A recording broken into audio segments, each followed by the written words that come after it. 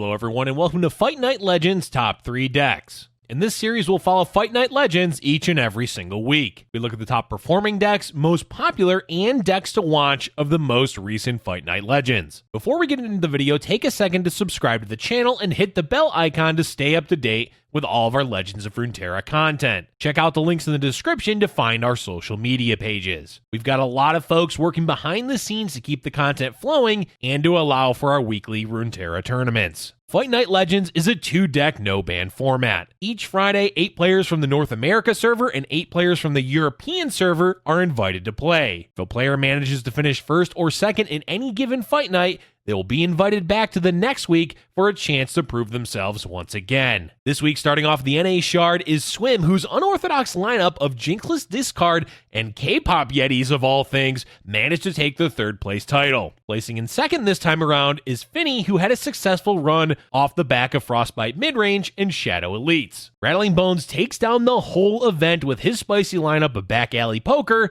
and Ezreal Swain. While these decks were underrepresented this week, they performed very well overall. Kicking off EU this week is Spikes, who used a control-heavy lineup of Karma Ezreal and Soraka Kench to take home 3rd. Further ahead, we have Dalton, who brought Back Alley Poker and Ashe Noxus to a 2nd place finish. Taking down the event is none other than Marcus, who managed his 2nd win in the EU Shard. His lineup of Ashe Noxus and Deep, though seemingly very old school, seemed to be an excellent choice for the day. Our number 3 deck for the week is Frostbite Midrange. Undeniably the most popular deck of the event, Frostbite Midrange was brought by 4 players in each region. Being so popular, you would imagine that the deck would be dominant on the day. This, however, did not exactly turn out to be the case. Frostbite Midrange did manage some solid finishes, taking 1st and 2nd in EU and 2nd and 4th in NA. Though the archetype did manage a handful of solid finishes, it was literally brought by 50% of all players in Fight Night. With such heavy representation, the deck must perform well, and truthfully, its performance was unable to match its heavy representation. It will be interesting to see where Frostbite Midrange goes from here. The strategy is clearly very popular in Fight Night, as it tends to be a constant force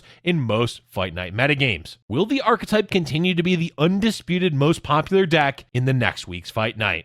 Our number 2 deck on the night is Ezreal Swain. Brought by 3 players in the event, Ezreal Swain managed a 1st place finish. Off of the back of the Ezreal rework, the archetype is still trying to figure out its identity, and though it hasn't been solved, it seems to be a promising strategy. We have seen Ezreal Swain thrive in the past, but it has largely been short-lived. The recent buff to Ezreal has allowed it to pop off much more quickly and consistently than it has in the past. Where the deck used to be more focused on Ezreal burn damage, Ezreal acts more like a tool to help Swain connect to the enemy nexus. The buff to Ezreal has clearly given the strategy newfound vigor. It is unknown if Noxus is the best pair for him, but so far it seems very possible that Swain Ezreal is the truth for some time to come. And topping off the week at number 1, we have Back Alley Poker. Back Alley Poker is a brand new strategy that had a great overall performance. Brought by 3 players in total, it managed a 1st place finish in NA and a 2nd place finish in EU. The strategy is built around 2 cards, Go Hard and Twisted Fate. Ideally, the deck will be able to cast Pack Your Bags as early as turn 6 to break the enemy board, and back up the Pack Your Bags with solid aggression using small units. With such incredible amounts of card draw at its disposal, the deck is able to level up Twisted Fate in a single turn